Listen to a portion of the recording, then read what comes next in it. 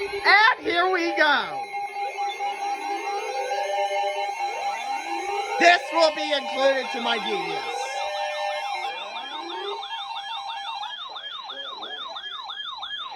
Flash flood warning. Oh, okay. I thought that was on tone. Northeastern Beaver County in western Pennsylvania until 12:15 a.m. At 9:16 p.m., Doppler radar indicated thunderstorms producing heavy rain across the warned area. There we go. 2 and 3 inches of rain have fallen. Flash flooding is ongoing or expected to begin shortly. Hazard: flash flooding caused by thunderstorms. Source: radar.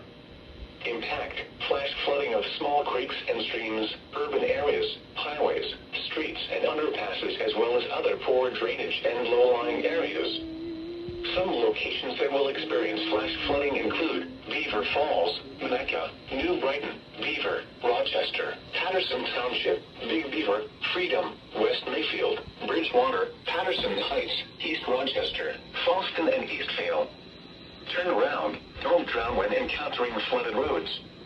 Most flood deaths occur in vehicles. Be especially cautious at night when it is harder to recognize the dangers of flooding.